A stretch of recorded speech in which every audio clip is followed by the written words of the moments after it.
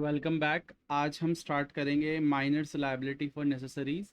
इसके अलावा हमारे पास अनसाउंड माइंड और डिस्क्वालिफाइड वाला जो पोर्शन है वो भी फिनिश करेंगे। पॉसिबली इस लेक्चर में ये चैप्टर ख़त्म हो जाएगा। देखो, माइनर की क्या लायबिलिटी रहती है जब वो ज़रूरत की चीज़ों को ख़रीदता है। नेसेसरीज मतलब ज़रूरत की चीज़ें। ये इंपॉर्टेंट टॉपिक है, इसलिए मैंने इसको स्टार लगाए हुए हैं।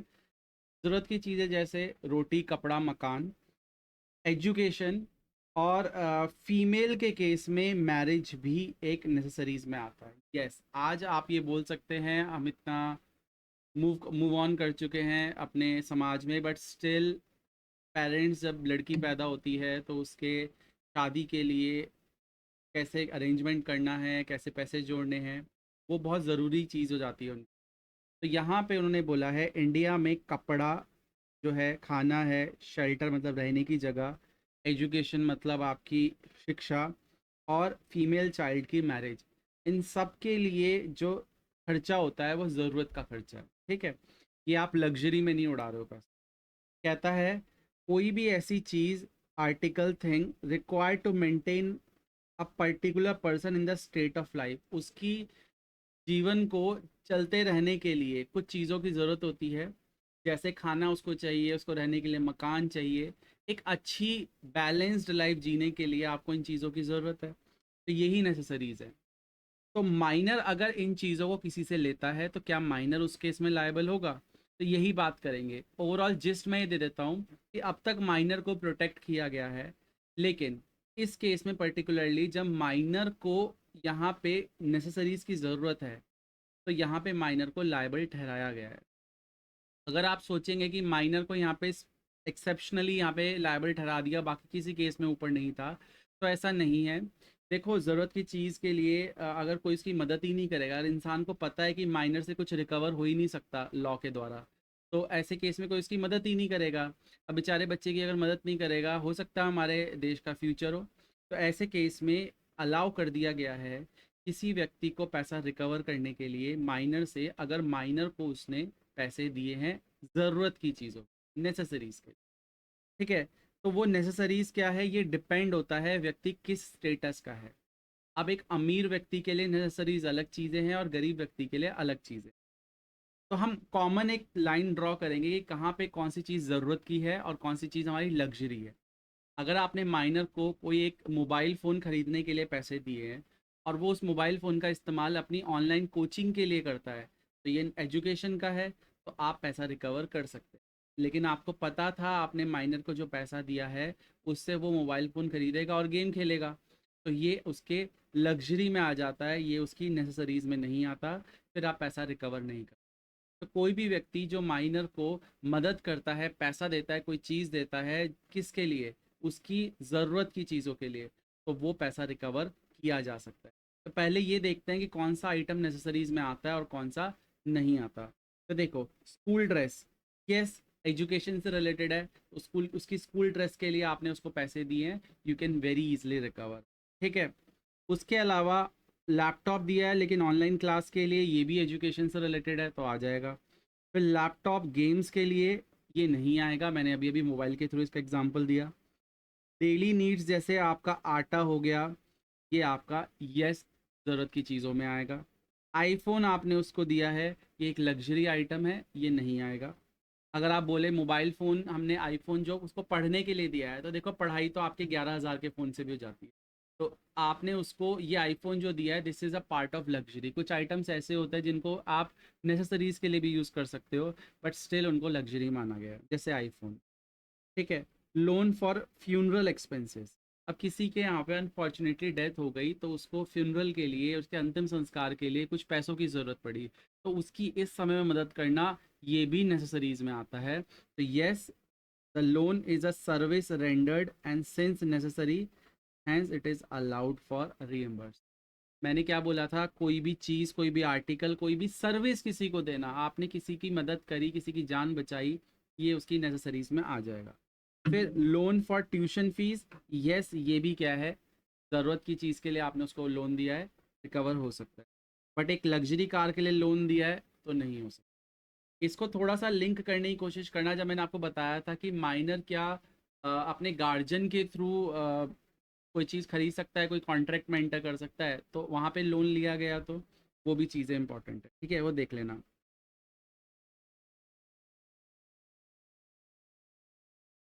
इसमें सेक्शन 68 आता है। सेक्शन 68 बोलता है a person who has supplied necessaries, एक व्यक्ति जिसने ज़रूरत की चीज़ों को सप्लाई किया, ऐसा व्यक्ति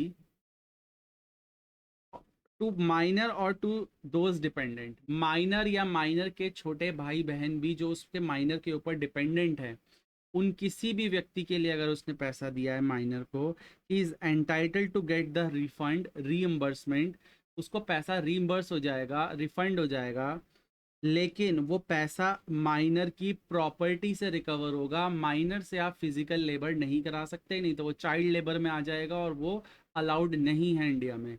अगर किसी व्यक्ति को, आपने किसी बच्चे को पैसा दिया है और वो ज़रूरत का पैसा है, तो आप उसे वापस ले सकते हैं, प्रोवाइडेड वो उसकी प्रॉपर्टी से रिकवर होगा, ठीक है। Minor must not already have enough supplies of necessary, yes. एक और चीज़ है, यहाँ पे वर्ड एंड लिखा है तो दोनों कंडीशंस पूरी होंगी। माइनर के पास वो चीज़ अबंडेंस में नहीं होनी चाहिए। मान लो माइनर के पास ऑलरेडी 3 फ़ोन है और आपने उसको चौथे फ़ोन के लिए पैसे दिए और ये बात आपको पता है, तो ऐसे केस में यू कैन नॉट रिकवर, ठीक है। तो कहीं ना कहीं फिर तो आप क्या कहते हैं उसको, लग्जरी के लिए पैसे दे रहे हो, तो उसके पास ऑलरेडी इनफ सप्लाईज नहीं होनी चाहिए, तभी तो वो ज़रूरत की चीज़ है, तभी तो वो एक मुसीबत में है जब आप उसकी मदद कर रहे हो। और आपने किसी की मुसीबत में मदद करी है तो लॉ आपकी भी मदद करेगा। एनालिसिस क्या है, it allows person to get refund, it allows person to get the refund if necessaries are supplied to minor, such refund is allowed only from minors property और एस्टेट, उसकी संपत्ति में से वो पैसा दिया जाता है, माइनर से फिजिकल लेबर नहीं कराया जाता। ये बात मैंने यहाँ पे नीचे लिख दी है। एक केस है यहाँ पे, नैश वर्सेस इनमान।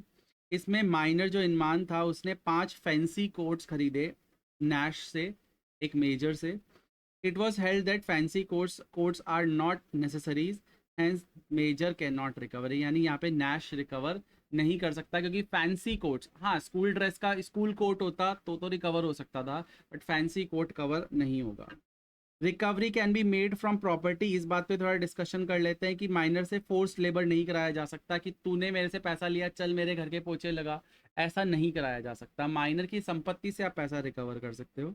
जैसे कि श्रुति एक माइनर है, परचेज किया एक लैपटॉप अपने ऑनलाइन क्लासेस के लिए 70,000 का, एक मोबाइल शॉप से उधार लेकर, but the her assets could पे ओनली 20,000, अब उसके पास जो टोटल संपत्ति है वो 20,000 की है। तो शॉपकीपर ऐसा नहीं कर सकता कि 70 में से 20 तो तेरी प्रॉपर्टी से रिकवर कर लिए, चल 50 का तू लेबर कर और हमारे 1 साल तक शोरूम में तू पोछा लगाएगी, ऐसा नहीं कर सकते। रीज़न इज कि माइनर से आप सिर्फ जितनी उसकी संपत्ति में उसकी प्रॉपर्टी में वैल्यू है आप वही रिकवर कर सकते हो, and that too through court. आप डायरेक्टली रिकवर नहीं कर सकते, कोर्ट के थ्रू रिकवर करोगे, कोर्ट उसकी वैल्यू करेगा और कोर्ट आपको बताएगा कितना रिकवर हो सकता है।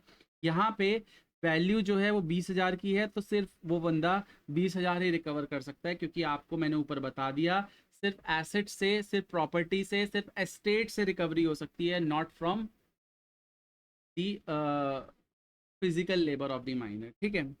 इसके साथ माइनर टॉपिक पूरा खत्म होता है। अब हम सेक्शन 11 से सेक्शन 12 पे मूव करते हैं, जहाँ पे हम अनसाउंड माइंड के बारे में बात करेंगे। जो व्यक्ति, जिसका दिमाग जो है वो कॉन्ट्रैक्ट की शर्तों को नहीं समझ सकता। साउंड मतलब सही, अनसाउंड मतलब सही नहीं है, यानी उसकी सिचुएशन, उसकी जो स्टेट ऑफ माइंड है, उसके माइंड की जो सिचुएशन है वो ऐसी नहीं है कि वो शर्तों को अपने अच्छे और भले के लिए समझ सके। तो ऐसे व्यक्ति को हम अनसाउंड माइंड बोलते हैं। अ पर्सन इज साउंड, एक पर्सन सही कब होगा, जब वो कॉन्ट्रैक्ट करते वक्त, कॉन्ट्रैक्ट के बाद फिर से बेकार, मतलब दिमाग उसका नहीं उस सिचुएशन में, that is fine, but contract करते वक्त जब उसने शर्तें डिसाइड करी थी, उस शर्तों को वो समझ पाया था, नहीं समझ पाया था। अगर समझ पाया तो वो साउंड माइंड है, वो कॉन्ट्रैक्ट कर सकता है, नहीं समझ पाया तो वो कॉन्ट्रैक्ट नहीं कर सकता। तो यहाँ पे बोला है व्यक्ति साउंड कब होता है, जब वो शर्तों को समझ सके, understand the terms of contract, terms मतलब शर्तें, कॉन्ट्रैक्ट की शर्तों को समझ सके, समझ ना सके उसके अलावा भी वो अपने बारे में अच्छा और भला सोच पाए।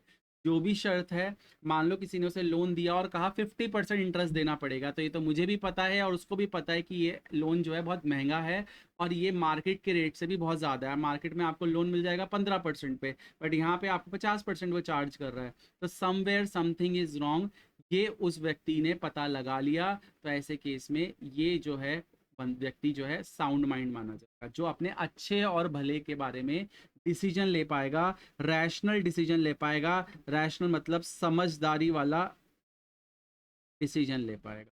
I hope you understand this. Next, इसके एग्जाम्पल्स हैं। ल्यूनेटिक, ल्यूनेटिक वो व्यक्ति होता है जो यूजुअली तो अनसाउंड होता है बट कभी कभी साउंड माइंड का होता है। सोचो, एक व्यक्ति जो अपने पूरे साल में 8 महीने तो उसको क्या कहता है दिमाग में बुखार रहता है, 4 महीने या वो जब भी दवाई खाता है तब ठीक रहता है, बट जब दवाई छोड़ देता है तो फिर से उसका दिमाग काम करना बंद कर देता है। तो ऐसे व्यक्ति के साथ आप कॉन्ट्रैक्ट कब कर पाओगे?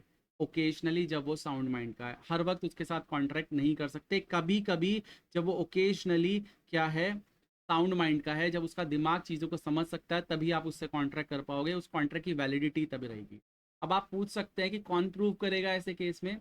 तो व्यक्ति जो भी कोर्ट में जाएगा उसको जाके प्रूव करना पड़ेगा, देखो मैंने इसके साथ कॉन्ट्रैक्ट किया था तब ये साउंड माइंड का था, ये इसका प्रूफ है, इसने साइन भी करे हैं, ये देखो वीडियो प्रूफ है। तब तो कोर्ट मान लेगा, नहीं तो कोर्ट उसी के फेवर में डिसीजन दे देगा ये तो अनसाउंड माइंड है। फिर ड्रंकन पर्सन कौन होता है? जो सिर्फ रात को उसका जब पीता है तभी उसका दिमाग अनसाउंड होता है, बाकी तो वो यूजुअली क्या होता है साउंड माइंड का होता है। तो ऐसे व्यक्ति के साथ आप हमेशा कॉन्ट्रैक्ट कर सकते हो अनलेस वो अनसाउंड माइंड का है। तो यहाँ उल्टी चीज लिखी है, लिखा है कांट कॉन्ट्रैक्ट व्हेन अनसाउंड, तो जब वो अनसाउंड होता है तो कॉन्ट्रैक्ट नहीं कर सकते। फिर इडियट इज हुम, वो इज इडियट, इडियट वो व्यक्ति है जो बाय बर्थ अनसाउंड है, मतलब ये परमानेंट अनसाउंड है। इस व्यक्ति के साथ कॉन्ट्रैक्ट कर ही नहीं सकते, इसके साथ कॉन्ट्रैक्ट अलाउड ही नहीं है। He never had the capacity to contract. ठीक है, तो समरी कब हो गई? भाई जब सही हो तभी कॉन्ट्रैक्ट कर सकता है, जब साउंड हो तभी कर सकता है, सिंपल सी बात है। अनसाउंड माइंड की पोजीशन जो होती है सिमिलर टू माइनर है, यानी इसके अगेंस्ट कॉन्ट्रैक्ट को एनफोर्स उसके अगेंस्ट नहीं कराया जा सकता, उसके फेवर में ही कराया।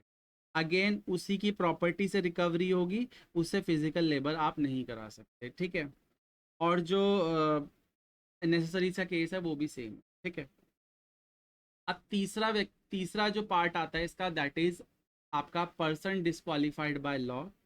पर्सन जो डिस्क्वालिफाइड बाय लॉ होता है उसका कहने का मतलब क्या है कि कुछ लिस्ट हमने दी है, ऐसे व्यक्तियों को हमने डिस्क्वालीफाई करके रखा है, ऐसे व्यक्ति के साथ आप कॉन्ट्रैक्ट नहीं कर सकते।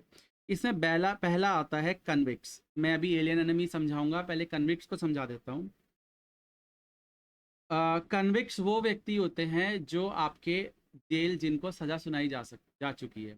अब फॉर एग्जांपल एक एक्टर है, नाम नहीं लूँगा, वो व्यक्ति उसने कॉन्ट्रैक्ट साइन करा एक डायरेक्टर के साथ कि मैं आपके साथ एक मूवी शूट करूँगा, 7 महीने की वो मूवी है। अब ऐसे केस में क्या हुआ, जैसी मूवी स्टार्ट हुई उसको जेल में डाल दिया गया, उसको कन्विक्टेड करार दे दिया गया, उसके अगेंस्ट सजा सुनाई जा चुकी थी, कोई पास्ट में रीजंस रहे होंगे।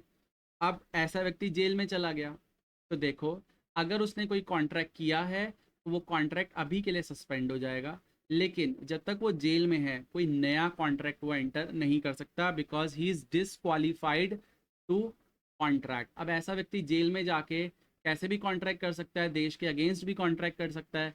तो कोर्ट कहता है, लॉ कहता है इसको अलाउ ही नहीं करते। ठीक है, हाँ, उसका पेरोल जो पीरियड है वो ओवर हो गया है, तो वो अगर वो जैसे केस कोर्ट के बाहर आ गया है तो ऐसे केस में उसको आप कॉन्ट्रैक्ट करने की परमिशन दे सकते हो।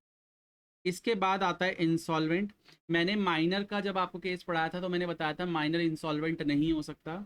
इंसॉल्वेंट वो व्यक्ति होता है जिसको कोर्ट ने डिक्लेयर कर दिया है इनकॉम्पिटेंट टू कॉन्ट्रैक्ट, मींस उसको स्पेसिफिकली डिस्क्वालीफाई कर दिया गया है। ऐसा व्यक्ति अगर और कॉन्ट्रैक्ट करेगा तो देश का ही नुकसान करेगा और लोन लेगा अपने पुराने लोन को चुकाने के लिए, और ऐसे में मल्टीपल पार्टीज इससे अफेक्ट हो जाएंगी क्योंकि पैसा तो उसके पास है ही नहीं। तो कोर्ट कहता है you are not allowed to enter into contract. इसके बिहाफ पे एक व्यक्ति कोर्ट से आता है जो उसकी संपत्ति को जब्त कर लेता है, उसको नीलाम करता है, बेचता है, जो पैसा आता है फिर क्रेडिटर्स को बेचता है। तो जो आपका ऑक्शन का जो केस था पूरा वो ऐसा होता है यहाँ पे, और कोर्ट उसकी रिकवरी कराने की कोशिश करता है। मींस इसके जितने भी कॉन्ट्रैक्ट्स होते हैं उसमें इस पार्टी को कोई भी एक्शन लेने का हक नहीं होता। All the actions are taken by court usually. ठीक है। तो a person declared insolvent, you can not declare yourself insolvent. अब अपने आप को डिक्लेयर नहीं कर सकते इंसॉल्वेंट। ऐसे में तो कोई व्यक्ति लोन लेगा, अगले अगले दिन कहेगा मैं तो कंगाल हूँ। आपके खुद को कंगाल बोलने से आप कंगाल नहीं हो जाते। कोर्ट जब तक आपको डिक्लेयर नहीं करेगा तब तक नहीं। अब कोर्ट ने डिक्लेयर कर दिया तो आप पब्लिकली डिस्क्वालीफाई हो गए। अब आप आगे कॉन्ट्रैक्ट तो नहीं कर सकते ना। अब ऐसा हो सकता है कि मैं बोल रहा यार मेरे पास पैसे नहीं है, बट मुझे पता है अंदर मेरे पास बहुत सारे पैसे हैं, तो मैं पब्लिकली अपने आप को इंसॉल्वेंट डिक्लेयर कर दूं और बाकी इंटरनली मेरे पास बहुत पैसा है। तो ऐसा आप करोगे तो ऑब्वियसली इससे तो मिसयूज होगा कानून का। तो लॉ ने मना ही कर दिया, कहता है सिर्फ कोर्ट ही डिक्लेयर कर सकता है। ऐसे में this person has his debt more than his asset, who is unable to pay his debt can't enter into contract। जिसके एसेट्स कम है और लोन उस पर ज़्यादा है तो वो कंगाल हो चुका है। ऐसे व्यक्ति को डिस्क्वालीफाई कर दिया जाता है। बेसिकली लॉ उस क्रेडिटर्स के राइट्स को प्रोटेक्ट करता है, जिससे कि इंसॉल्वेंट डेटर्स जो है वो फर्दर कॉन्ट्रैक्ट करके और लोगों को इस जाल में ना लेके आए, औरों से लोन लेके उनको भी परेशान ना करे, इसलिए इसको कॉन्ट्रैक्ट करने से मना कर दिया। अब इसके बिहाफ पे कॉन्ट्रैक्ट कौन करेगा? जो भी ऑफिशियल व्यक्ति कोर्ट से असाइन किया जाएगा। ठीक है। इस property is handed over to the person called official receiver और असाइनी। ये कोर्ट से व्यक्ति आता है। Who will settle all his debt by realising the selling the property. इसकी प्रॉपर्टी सेल करेगा और फिर इसके उधार चुकाएगा। हाँ, जो बच जाएगा वो क्या करेगा? इसको वापस कर देगा। मान लो इसकी संपत्ति 10 करोड़ की थी और इसके ऊपर लोन से 8 करोड़ का था। अब आप बोलोगे आपने तो अभी बोला कि प्रॉपर्टी एसेट्स इसके कम है और लाइबिलिटीज ज़्यादा है। हाँ, जिस वक्त इसको इंसॉल्वेंट डिक्लेयर किया तब ऐसा था, बट असाइनी ने आके इस प्रॉपर्टी को ऐसी जगह बिकवाया जाके जहाँ से उसको ज़्यादा सामान ज़्यादा पैसा मिल गया। अब जो पैसा अगर एक्स्ट्रा बच गया तो वो पैसा किसको दे दिया जाएगा? इसी व्यक्ति को दे दिया जाएगा। ऑफ कोर्स जो ऑफिशियल असाइनी है या रिसीवर है कोर्ट से जो आया, वो अपनी कमीशन या अपनी फीस तो काटेगा ही उससे। ठीक है। When declared insolvent, can't contract. After discharge from the court, can contract, can sue and can be sued। आप पे केस हो भी सकता है, आप केस कर भी सकते हो और आप कॉन्ट्रैक्ट भी कर सकते हो। बट जब तक आप क्या कहते हैं इंसॉल्वेंट हो, आप ना तो कॉन्ट्रैक्ट कर सकते हो, ना केस फाइल कर सकते हो किसी पे, ना आप पे केस फाइल हो सकता है। सारी चीज़ें आपके बिहाफ पे कौन हैंडल करेगा? It will be handled by the official assignee. इसके अलावा फॉरेन सोवरेंस एंड एम्बेसडर्स, ये राजदूत होते हैं।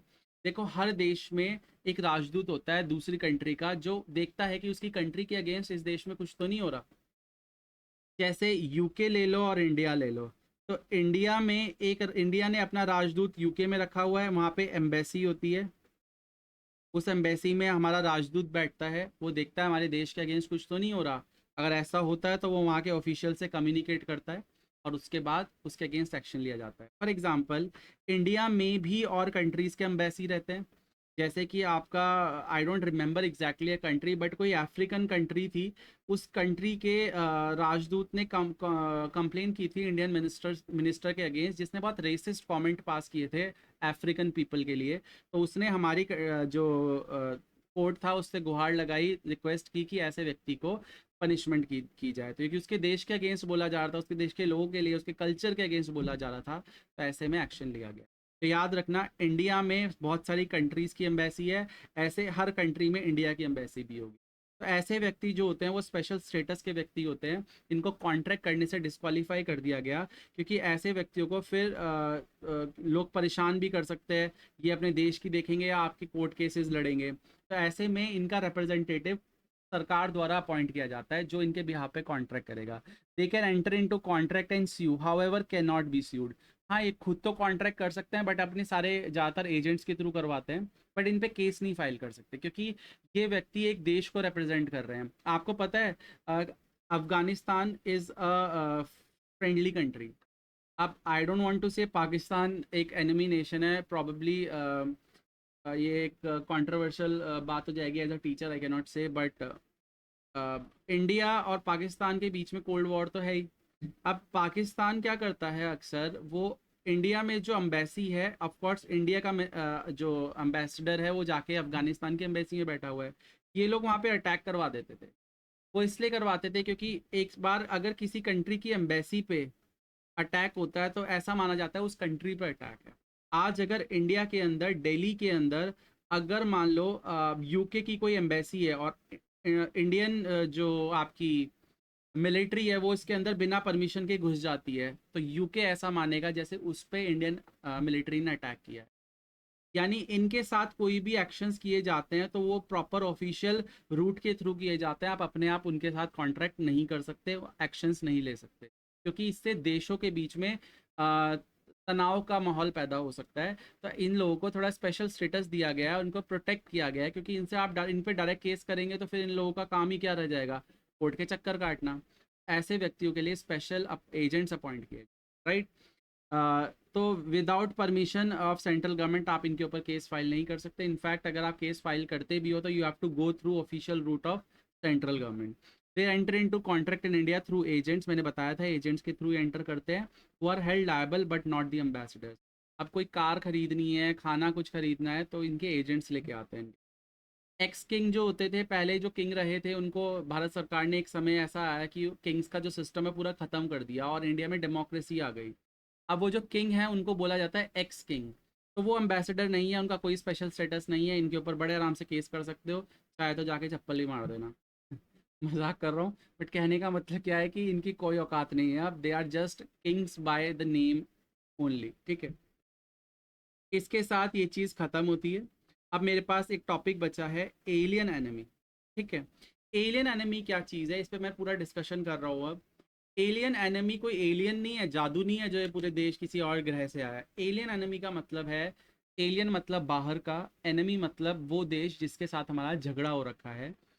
कोल्ड वॉर नहीं, प्रॉपर वॉर जो होती है, वहाँ पे हम क्या करते हैं, उस कंट्री को एनिमी डिक्लेयर कर देता है। जैसे इंडिया और पाकिस्तान के बीच में झगड़ा हो गया, या चाइना और इंडिया के बीच में झगड़ा हो गया, तो इंडिया ने डिक्लेयर कर दिया कि जो चाइना है और उसके लोग हैं वो हमारे एनिमी। अब ऐसे केस में कोई व्यक्ति अगर वो व्यक्ति हमारे देश से कॉन्ट्रैक्ट करेगा, तो हो सकता है हमें उनको पैसा देना पड़ जाए। अब हम उन्हें पैसा देंगे तो उस पैसे का इस्तेमाल वो वॉर में करेंगे, उसके हमारे अगेंस्ट वेपन्स खरीदेंगे। तो फिलहाल के लिए इनके साथ किया हुआ कॉन्ट्रैक्ट को भी थाम दिया जाता है, रोक दिया जाता है। रीज़न इज क्योंकि हो सकता है उस कॉन्ट्रैक्ट के तहत उनको बेनिफिट मिल जाए। तो ऐसे में एलियन एनिमी के साथ जितने भी कॉन्ट्रैक्ट्स हैं वो सारे क्या हो जाते हैं, ख़त्म हो जाते हैं। इसमें दो तीन चीज़ें मैं बता दूं। कुछ कॉन्ट्रैक्ट्स ऐसे होते हैं जो इंडियन इंटेग्रिटी के अगेंस्ट होते हैं। जैसे कि इंडिया ने, लेट्स से, यूक्रेन के साथ, यूक्रेन नहीं लेते अभी एग्जांपल, पाकिस्तान ले लेते हैं, कोई टैंक बेचने का कॉन्ट्रैक्ट करा है, सेल द टैंक। अब हुआ क्या कि इंडिया और पाकिस्तान के बीच में वॉर हो गई। अब पाकिस्तान क्या हो गया, एलियन एनिमी। तो अगर हम ऐसे कॉन्ट्रैक्ट को अलाउ कर देंगे तो ये टैंक इसके पास चला जाएगा और ये हमारे अगेंस्ट यूज करेगा। तो ऐसे कॉन्ट्रैक्ट्स हमेशा के लिए परमानेंटली क्या हो जाते हैं, डिसअलाउड। यानी ऐसे कॉन्ट्रैक्ट्स अगर आपने वॉर से पहले किए भी हैं तो ये कभी दोबारा स्टार्ट नहीं होंगे, दे आर डिसअलाउड। हाउएवर, एक और केस था जहां पे इंडिया ने पाकिस्तान के साथ वॉर से पहले क्या किया था। वॉर के दौरान तो देखो कर ही नहीं सकते, during the war, after war, ठीक है। इसको थोड़ा सा मैं अलग लिखता हूँ, after war and during the, ठीक है। ये है alien enemy. During the war तो नॉट अलाउड, कोई भी कॉन्ट्रैक्ट हो ही नहीं सकता, उसकी वैलिडिटी है ही नहीं, they are disqualified.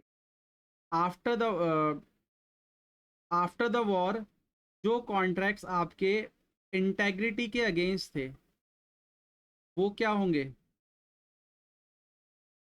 Still not allowed. मतलब टैंक आप वॉर खरीदने के बाद भी नहीं ट्रांसफर करोगे, क्योंकि वो बाद में फिर से वॉर हुई तो फिलहाल के लिए उन्होंने टेम्परेली वॉर रोक दी कि जिससे टैंक आ जाए, फिर उस टैंक का इस्तेमाल करिए, फिर से अटैक कर दिया, तो ऐसे कॉन्ट्रैक्ट्स हमेशा के लिए एंड हो जाते हैं।